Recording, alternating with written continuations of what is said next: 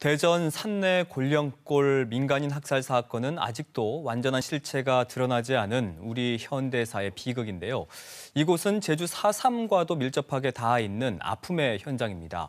최근 대전 골령골에서 집단 학살 후 안매장된 유해 발굴이 궤도에 오르면서 많은 유해가 발굴됐는데요. 발굴 현장에 제주에서도 뜻있는 분들이 함께했습니다. 그 가운데 한 분이죠. 신동원 제주 다크투어 팀장과 자세한 이야기 나눌까 합니다. 안녕하십니까? 안녕하세요. 네. 자, 대전 산내면 골령골이라고 하면 저희가 뉴스를 통해서도 여러 번 전해드린 적이 있는데 그래도 아직 많은 분들이 생소하신 곳일 것 같아요. 어떤 곳인가요? 네, 골령골은 세상에서 가장 긴 무덤이라고도 불리는 곳인데요. 실제로 1950년 한국 전쟁 발발 직후 수천 명이 그 장소에서 희생되었던 곳입니다. 위치는 대전 동구 낭월동에 위치하고 있는데요. 그 골령골 골짜기마다 사람들이 집단적으로 학살되었고 여러 개의 구덩이 안에 그 학살된 분들이 묻힌 곳입니다. 그래서 그 구덩이들의 길이를 다 합하면은 대략 1km 정도가 된다고 해서 세상에서 가장 긴 무덤이다라고 불리고 있습니다. 근데 이곳이 네. 또 제주 4.3과 밀접하게 관계가 있는 곳이라고 하더라고요. 네, 그렇습니다. 골령골에서 최대 7,000명까지 학살이 이루어졌다라고 추정이 되고 있는데요. 그중에서 200에서 300분 정도가 제주도민인 것으로 추정되고 있어요. 이분들이 어떻게 해서 대전까지 가서 학살이 되셨냐 하면은 그 사담 당시에 불법 군사 재판이 이루어지고 억울하게 죄인으로 몰린 분들이 육지에 있는 전국 형무소로 이송이 됩니다. 당연히 대전에 있는 형무소에도 제주도민분들이 수감이 되셨었고 그중에 일부가 한국전쟁이 발발한 직후에 다른 보도연맹원분들이나 그런 사람들과 같이 학살이 되었습니다. 이분들이 그 행방불명 수영인이신 거잖아요. 네, 그렇습니다.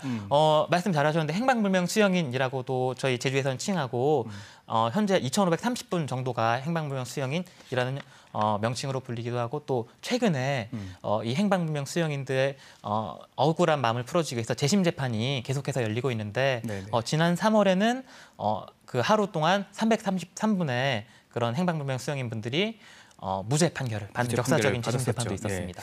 근데 발굴 현장에 직접 참여를 하신 건데 어떻게 해서 이 작업에 참여하신 건지가 참 궁금하거든요.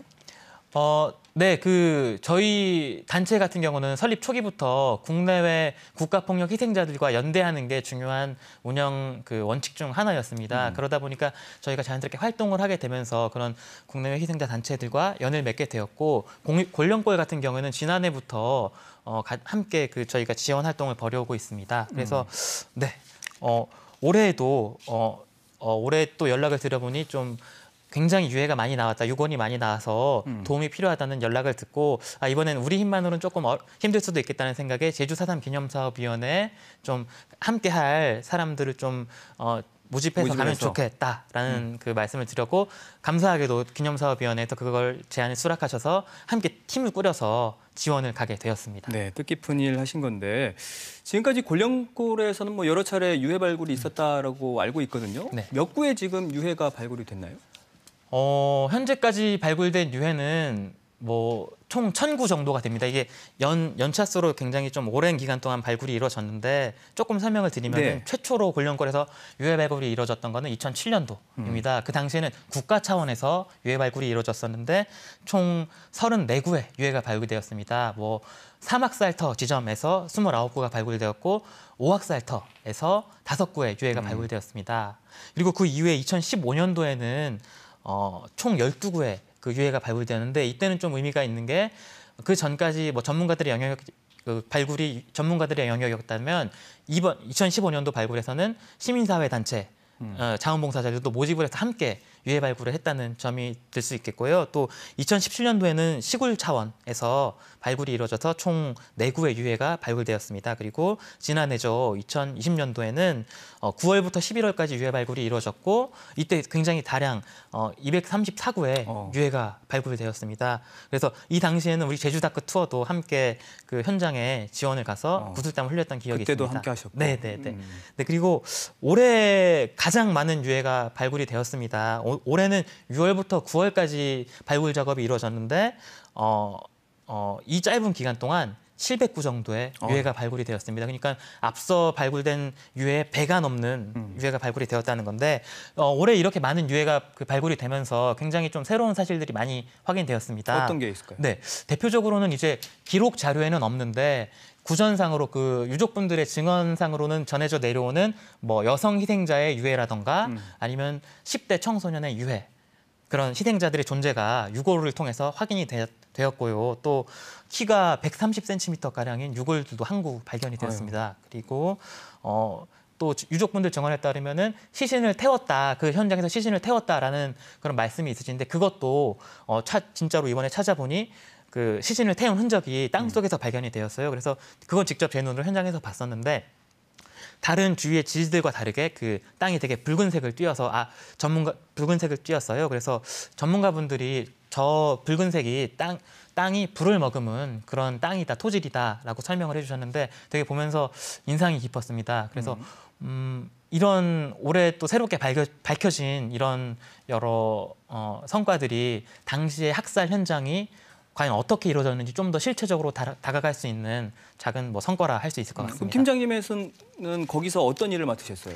네, 저는 올해는 수습된 유해들을 세척하고 더 이물질을 제거하는 작업을 좀 도맡아서 했었는데요. 네. 네, 총 3일 유해 발굴 지원을 다녀왔는데 첫째 날에는 흙과 같은 이물질을 좀 솔이나 붓으로 털어내는 작업들을 많이 했었고 두 번째 날과 세 번째 날에는 아세톤, 공업용 아세톤으로 유해의 물기를 제거하고 장기 보존을 위해서 이렇게 처리를 하는 약물 작업을 진행했습니다. 근데 직접 현장에서 70여 년 전에 그 참혹한 학살의 현장을 눈으로 보신 건데 네. 어떠셨습니까?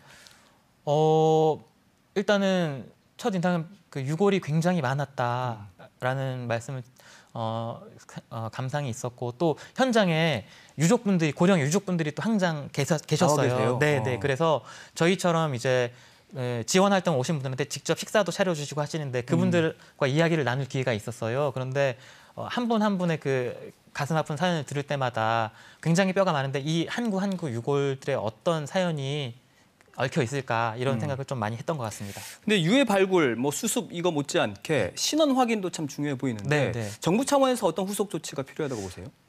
정부 차원에서는 당연히 이렇게 자신의 유족 그러니까 자신의 가족분들, 선친이나 이런 분들을 찾고자 하는 분들에게는 당연히 DNA 감식이 필요한 것 같고요. 그러기 위해서 지금 굉장히 많은 유골들이 발굴되고 있는데 너무 급하게 이 작업들을 서두르지 않고 좀 차근차근히 질서 있게 좀 이루어졌으면 합니다. 유해 발굴이 계속해서 내년까지 이어진다고 하는데 네. 그때도 참여를 하시나요? 네, 그렇습니다. 뭐 저희가 계속해서 인연을 이어오고 있고 연락을 주기적으로 하고 있어서 내년에도 일손이 필요하고 한다면은 당연히 저희가 가서 유해 발굴을 지원할 예정입니다. 끝으로 혹시 또 전하고 싶은 말씀 있으실까요? 예, 4.3이나 한국전쟁이 70여 년 전 어떻게 보면 먼 과거의 일어난 일이라고 생각하실 수도 있는데 사실은 현재 우리 사회에서도 그때 그 일들이 큰 영향을 끼치고 있는 부분이 많다고 생각합니다. 그래서 이런 방송이나 이런 곳에서 과거사 관련 얘기가 나오면은 시청자분들께서도 좀 더 관심을 기울이고 지켜봐 주셨으면 좋겠습니다. 네, 알겠습니다. 오늘 이렇게 뜻깊은 경험 우리 시청자 여러분들과 함께 공유해 주셔서 진심으로 감사드리겠습니다. 고맙습니다. 고맙습니다. 네.